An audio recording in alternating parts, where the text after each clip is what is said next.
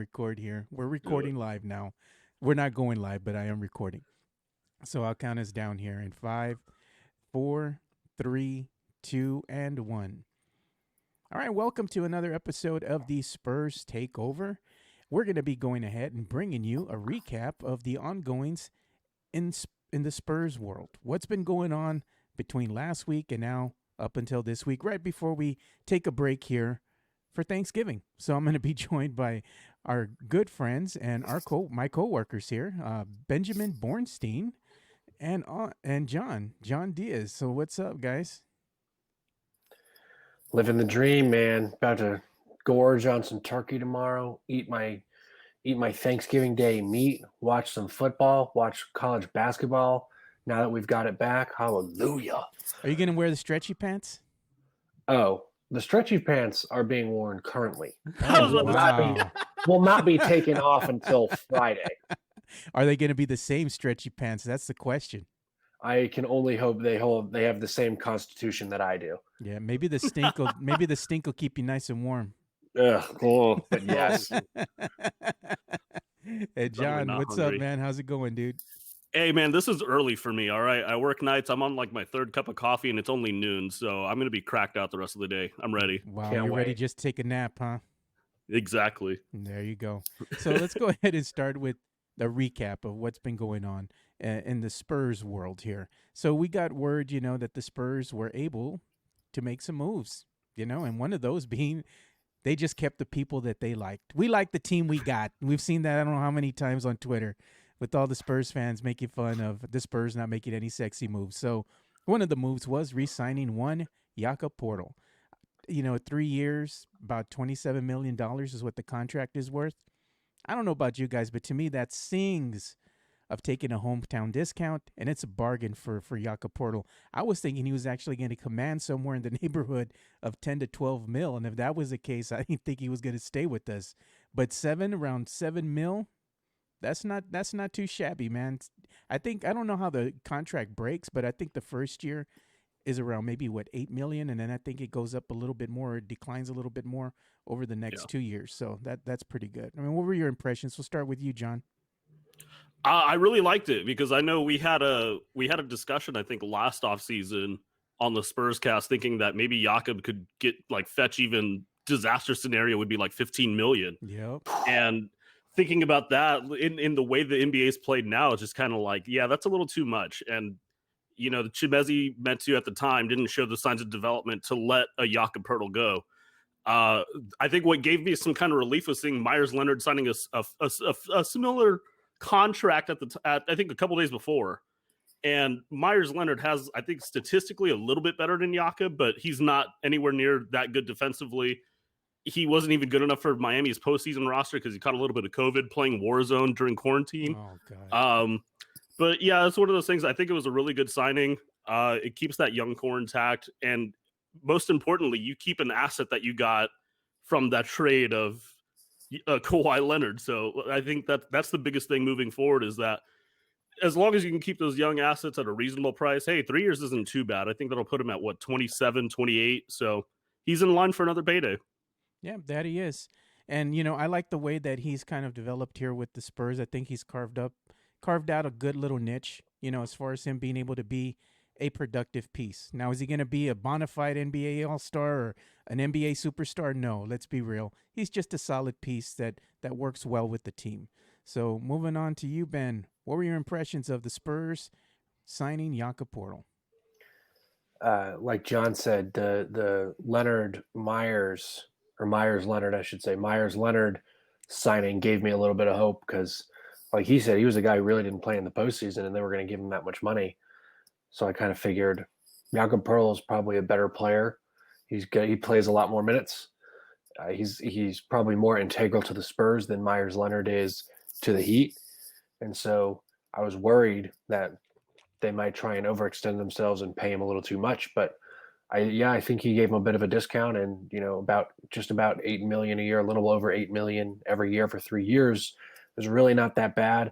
It allows the Spurs to, again, keep a guy who they got in the Kawhi Leonard trade and who they like, who is part of their defensive identity And I think with some of the other roster moves they've made, they've kind of said, listen, we are hinging on our future is hinging on guys being able to play defense, and then we will develop the offense thereafter. But if they're going to come in here and play, they have to play defense immediately, and they have to be on a decent to good level. And Pirtle definitely qualifies for that. So I think it was a good move. It was an easy move, and I'm excited to see if he gets a few more minutes because of a potential LaMarcus Aldridge trade down the line. I would like to see that. Don't you bring that evil on me, Ben. Don't you tease Sorry. me like that, man. It's too early for this. Sorry. We can only hope, and that's the thing with Spurs fans. They get all up in arms because the Spurs haven't made any trades. Why are we still rolling in the season with DeMar and LaMarcus and everybody else is making trades? How come we're not going after big names? Look, people, you have up until the deadline, which is February of 2021. And it might be later this year. Yes. Yep. And you can trade either one of them. It doesn't mean that you have to just bite on the first offer you get. Teams get desperate, especially if there's injuries, and you might get a lucrative deal thrown at you for either one or both of them. At that point in time, the Spurs will decide, does this make sense for us to go ahead and trade such player? I mean, there's still time, so I'm not mad about it. While Spurs didn't make any sexy moves, they made the right ones, so it's not exciting, no, but they're in good shape, What did they do in the offseason here? They've been able to retain some good players. They drafted well, and they didn't go ahead and overextend themselves. They can still go after some big names in free agencies next season, And if they don't make the playoffs this season, that's not a bad thing necessarily. It's okay if you run with the young core. They get some much-needed experience. You don't make the playoffs, and then what happens? You have the draft, which is stacked. That's not a bad thing. You don't have to necessarily tank. You can just keep doing what you're doing right now, and you'll be fine, So, I don't know. To me, it's a win-win. I mean, what are your impressions, John? Man, I think the biggest thing was people hearing all the rumors of all the trade stuff we heard in February, and it was the same thing. The Spurs weren't going to do anything unless there was a right and good deal out there. Yeah. And I feel like, look, the bubble was one thing, but I still feel like the Spurs owe it to themselves to have a fully healthy roster mixed in with these bubble guys to go out there and at least get half a season and try something out. And remember, the playoffs isn't just 8 teams anymore. There's another play-in game this season. So they still have a chance moving forward. I think the biggest thing is that DeMar, Patty, Rudy, LaMarcus are all on expiring deals. That sets up free agency for next year, but that also sets up for teams to come and absorb that salary space if they can. And like we just saw with Boston and Atlanta today, they ended up making that a sign and trade. I feel like, or not Boston and Atlanta, Boston and Charlotte, excuse me. Told you it's early. Coffee hasn't kicked in yet, even though it's like cup number 8. But put a little bit. It's just one of those make things. You an Irish coffee, man. Throw some liquor. Oh, Dude, wow. I've got some of those Shiner coffee ales. I might just have It was to go that route. out here. There you go. I hate to interrupt you. I'm just playing. No, you're good. You're good. But yeah, it's just one of those things. Like I mentioned last week on the Spurs cast with Paul, or not on Forever Toro, is my podcast. Shameless plug there. That Trey Lyles is an asset, especially now that if they picked up his guarantee, whether they picked it up or not, because the Spurs are being really shady about this stuff for some reason this offseason. That's an asset too, because you've developed him into a decent power forward, a decent stretch wing, whatever you want to do, and he's only $5 million. Like that's something that you can get draft picks back and try to stack up the roster next year. But I'm okay with it. We'll see come February. I think the biggest issue is that they're a borderline tax team until they waive Tyler Zeller. If they've done that or not, again, being shady, you're a borderline tax team with a roster that I think Vegas has at 29 wins. That's not good. Yeah, but well, it's 29. They had them from 28.5 all the way up to 35 wins is what I'm seeing all the Vegas odd makers have them projected as. That's not a bad thing. If they miss the playoffs, so be it. I'd rather them get a top 10 pick or maybe even higher in next year's draft class, which is stacked. Exactly. Look at Ben. He's already going, yes, yes. That's where I live. I'm already living in the 21 draft class. I'm already there. Oh. So you're like, this year's just a wash. This season's just a wash. I'm looking for next year. That's the stuff that gets me up in the morning. But, like John was saying, it's, the Spurs didn't do anything sexy. They again, a ton of expiring contracts. There are going to be teams that are going to inquire. They are going to want to take on that contract so that they can have flexibility in the summer and let that come off their salary payroll. So I think there is going to be potential for moves at the trade deadline.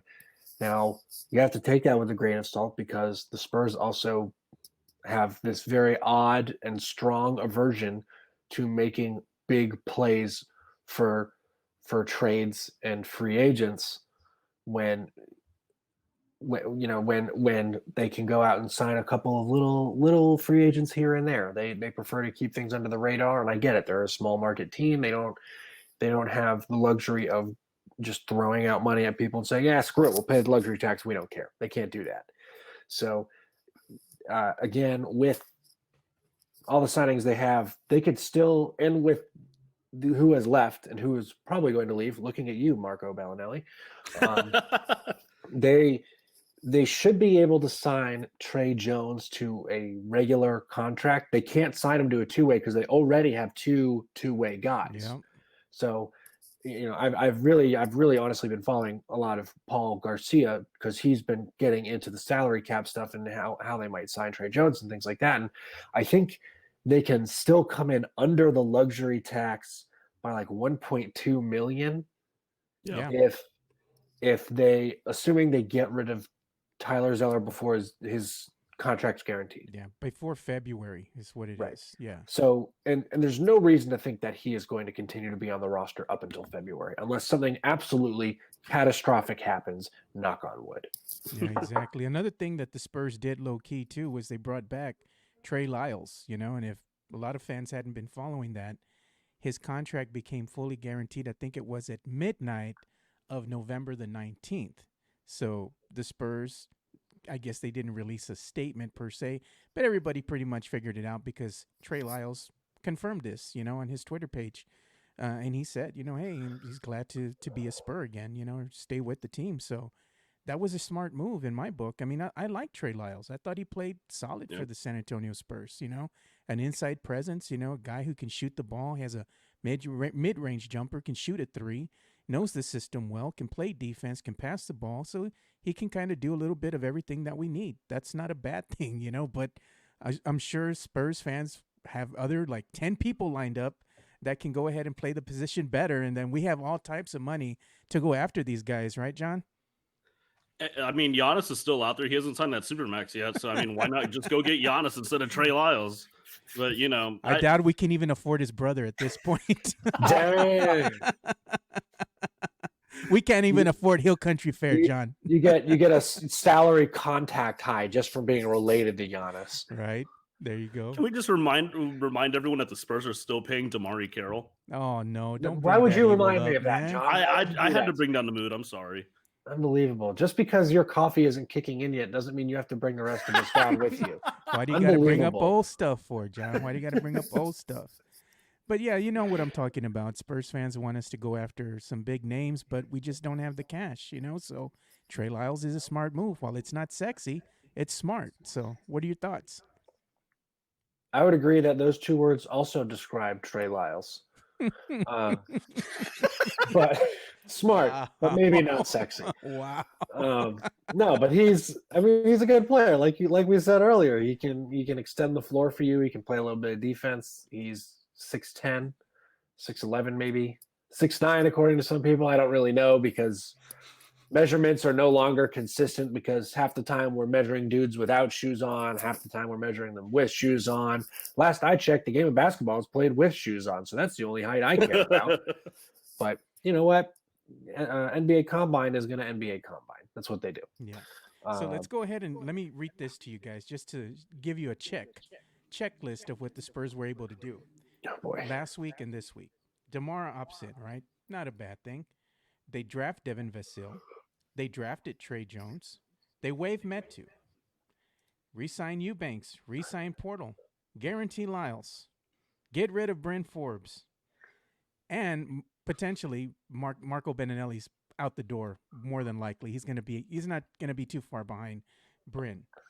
And Weatherspoon, he signs with the Spurs again. Quinn does, which is a smart thing. To me, that's just a win there. I mean, the Spurs have had a good week, Yeah. So there's nothing to complain about. To me, that those are all smart, savvy moves that the Spurs are doing. They're keeping who they need to keep, and they're letting go of dead weight, so to speak.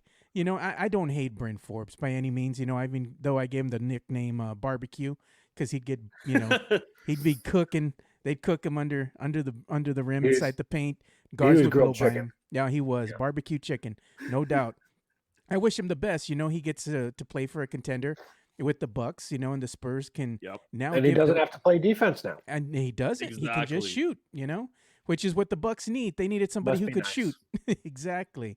But more than that, I mean, the Spurs now can give Bryn Forbes minutes to somebody else. And I'm just saying, for example, Lonnie Walker, or they could give it to somebody else. We just don't know what the lineup will look like. But Spurs fans have been asking and asking and begging for the young guys to get some run, and it looks like that's exactly what's going to happen. But I also told them, be careful what you wish for, because along with them getting those minutes that Spurs fans are clamoring for comes the inexperience. But it's something that goes hand in hand. In order for them to get better, they need minutes, they need experience. So I don't know, man. I like this. I'm looking forward to it. What do you think the young core is going to do for the Spurs, John, coming up? It kind of reminds me of like OKC before they were like a real playoff contender. They're just, I think Brian Wright said it best on draft night. You're trying to stack good guys on top of good guys, and that's great and all. I think I've been thinking like a couple of years ahead. Like Derek White is obviously extension eligible to start getting paid next season. Lonnie Walker, this is kind of like his year to make an actual impact for a whole season, so that way he can be extension eligible. And at some point, you got to wonder, it's like, okay, one of these guys isn't going to get paid. It's pretty obvious that one of them isn't going to get paid, or unless they're all willing to go like the big three route and take hometown discounts. And I know Spurs fans don't want to hear that and don't want to focus on 2-3 years down the road, but I can't help it because it's just one of those things where it's like the money doesn't work unless the salary cap gets a massive bump out of nowhere, which we saw what happened because of COVID. Like now there's no salary cap bump, period. So I feel like people should strap in for an exciting team that's going to be like a 10 seed and win maybe 35 games. But that's not a bad thing, because if it means you see enough development to let LaMarcus or DeMar go and not get too much of a return, even if it means just letting them go for nothing, that's fine, because that opens up more minutes for the young guys and that's more experience for them. That's a good thing. You want them to be able to leave without an ass in return. I know the NBA doesn't think that way, but if it means Keldon Johnson is going to start starting as the 2 guard or 3 guard, whatever it is, hey, that's great. That means DeMar can go and you can just end that relationship right there, and Keldon can take over from, moving forward. Yeah, it's not a bad thing. What are your thoughts, Ben? Yeah, give me full tank. Give me. Oh God, I'm talking GoldenEye in the streets of Russia. 007 peeking out from the tank. Okay, which bridge did I just blow up?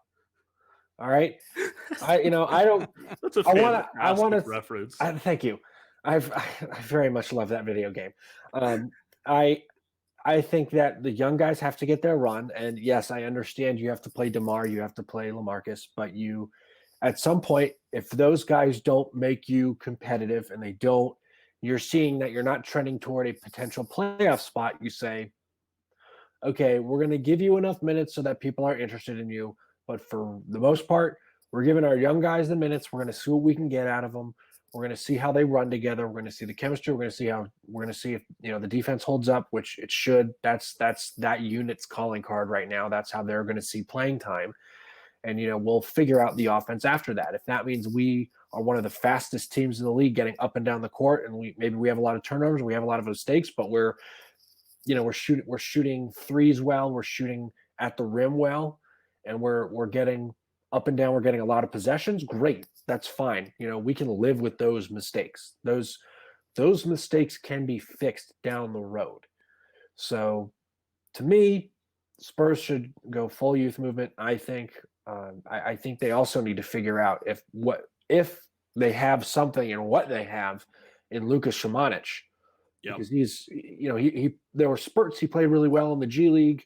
He didn't play in San Antonio, or if he did, it was like maybe 5 minutes all season, but Yeah. that's a guy you have to figure out what you have with him because you spent the 19th pick on him.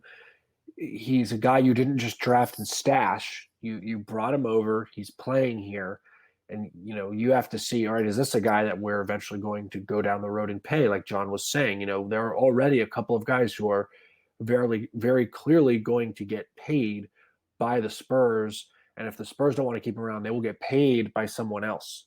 They're not just going to fall off somewhere. They're not just going to end up out of the league. They're at this what it looks like at this point in time, they're too good for that. So the Spurs really need to figure out what they have in their roster, what they like about their roster, aside from the ability to play defense, and just let them all play together. Let the chemistry grow. Let them be free. Let them roam free among the wild animals of the NBA. There you go. But if you have to go ahead and, you were saying you're getting excited about next year's lottery because, everybody's projecting the Spurs are going to win anywhere from 32, 35 games. I think that's the consensus here with this group that we have here. We don't have delusions of grandeur. We're trying to keep it real. So names. Also of note, real quick, Joe, it's that win total, but there's also only 72 games next year, not 82. Yep. Okay, yeah, it's a shortened season by 10 games. So because the league is going to start later, than usual. So that makes sense. That's why they have the play-in game, So it kind of evens things up a little bit. But names that Spurs fans need to get accustomed to or keep an eye on for next year's draft. Yes. What are you going to throw at me, Ben? I'm going to throw Jonathan Kuminga at you. A guy that I know Wesley Perkins happens to really like. He was supposed to go to Texas Tech, and I believe he ended up in the G League. I have to double check that. He might actually have gone to Texas Tech now that I think about it. But Jonathan Kuminga, the number 1 pick in next year's draft is going to be Cade Cunningham out of Oklahoma State. Yeah. Jalen Suggs is a guy to look at out of Gonzaga. He's a guard, though, so I don't know how much people really want to look. B.J. Boston out of Kentucky, 6'7" wing. He's a guy whose offensive game is very good, so that might entice some Spurs fans to get excited about him. And there's a few other guys that I have to take a look at and I have to watch. I'm going to be watching Cade Cunningham today, actually, on Wednesday when Oklahoma State plays whatever garbage team they're opening the season with. But I just have to see how Cunningham looks in college action and if he is, the real deal, which I'm sure he is. But, I got to see with my own eyes. Yeah, my friend Noah put up a list, too. He put Cade Cunningham, Brandon Boston, Jonathan Kuminga, Zaire Williams, Evan Mobley, Jalen Johnson, Jalen Green, Usman Garuba, Scotty Barnes, Jaden Springer, Caleb Love, and Jalen Suggs, which I'm sure you're probably familiar with most of these guys. I'm familiar with a couple, but not the whole list. So who do you think out of this list will realistically, or even, just your assumptions, who do you think would fall to the Spurs if, in fact, they wind up getting the 10th or 11th pick again in next year's draft? So I think what I've seen so far is Kuminga falling that far. I think he's been the guy who's fallen around that range. I want to say Springer is around there, and I think Caleb Love would be down there. So it's still a little early to say, especially because none of these guys have played any games, so we have no idea what they really look like. You can only glean so much from high school, highlights where they're bigger and stronger than everybody else and just dunking on people the entire time. So, I want to see what they can do against real, legitimate, collegiate athletes, and how they, if they shy away from it now that they aren't necessarily the guy, or if they succumb to the pressure of being the guy at the next level. So I kind of want to see the mental as well as the physical stuff from those guys. And I also happen to think that Evan Mobley might be the most intriguing prospect in this draft. He's a 7-footer who is super mobile. He's probably better than James Wiseman. And I know there are a lot of people who are huge fans of Wiseman. So I think Evan Mobley at USC is going to be really nice because I think they're also going to ask him to do a lot there. He's going to have to defend. He's going to have to shoot it. He's going to have to do just about everything for that team, and they're solid to good team, but with him, they're great. They have the potential to be great.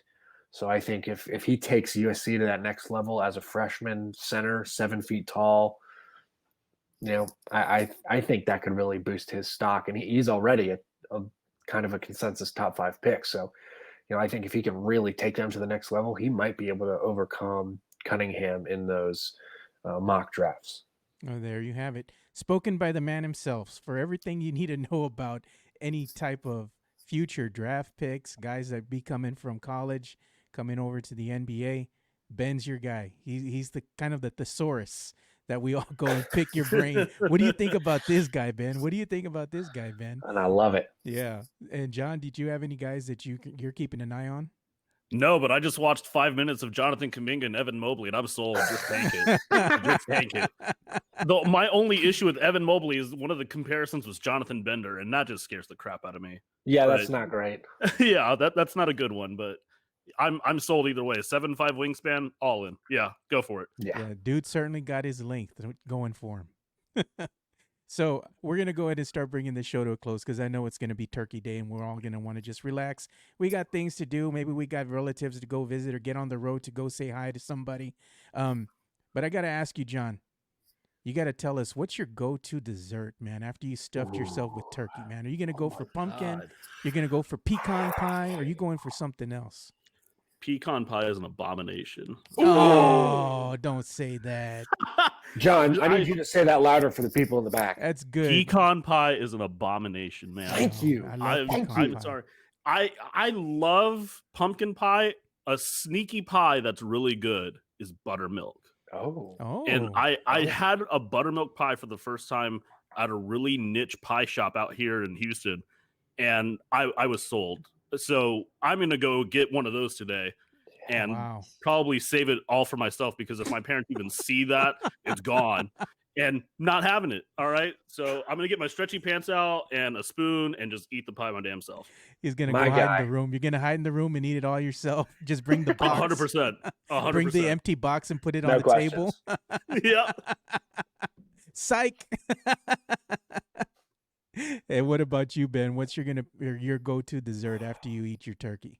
I'm a chocolate fan. I live in a chocolate family, so it's some sort of brownie or it's chocolate chip cookies. It's usually a brownie, and it just so rich, it just melts in your mouth, and you just feel so much better afterwards. Look at John. You said brownie, and his eyebrow kind of raised up. Is that a CBD infused brownie that we're talking about? Or no, I don't know. I just need chocolate infused brownies. That's it. That's all it takes for me. And no walnuts. No walnuts whatsoever. No nuts at all, if you can help it. Although I do like peanuts. I like peanut, but you don't put that in brownies. You don't put it in a brownie. Exactly. No. That's nasty. You put that in. This is such a good bonding moment. I'm so happy.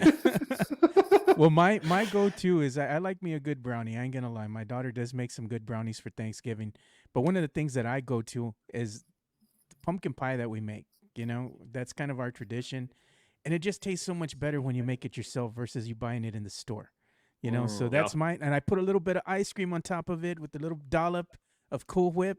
Man, that stuff is so good. And we also make a homemade apple pie. I got to tell you, the little bit of that ice cream on that homemade apple pie. Ooh, boy, that's the good stuff, man.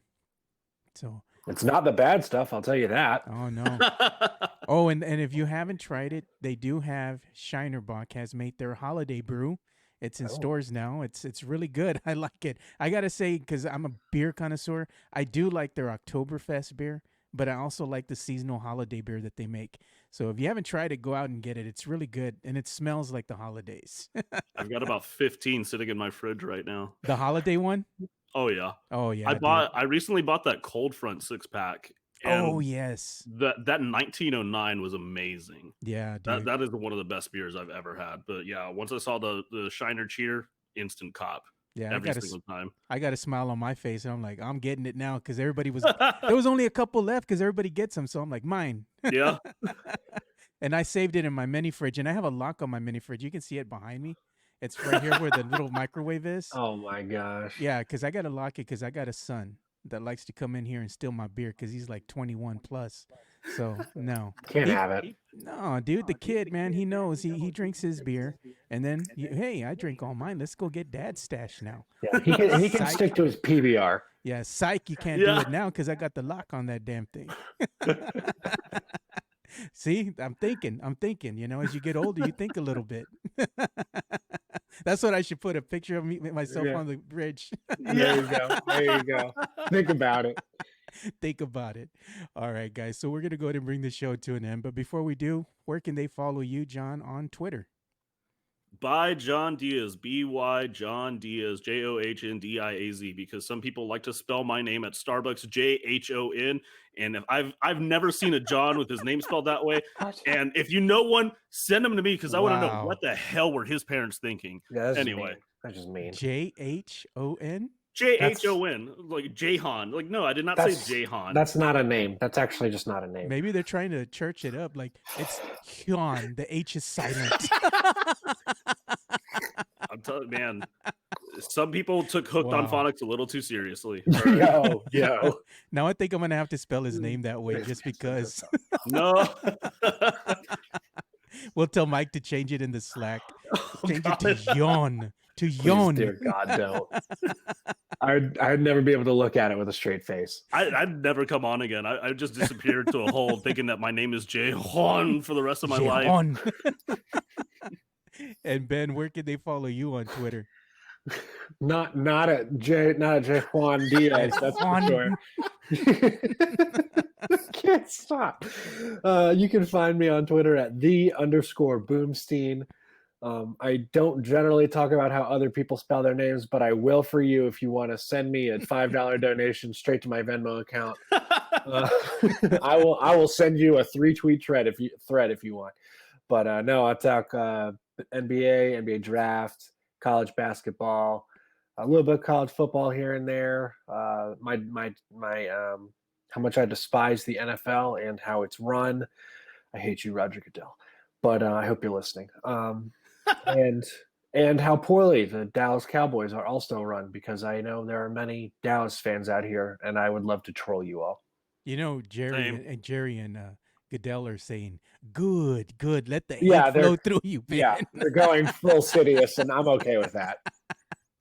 So make sure you go and follow John, and you make sure you go and follow Ben.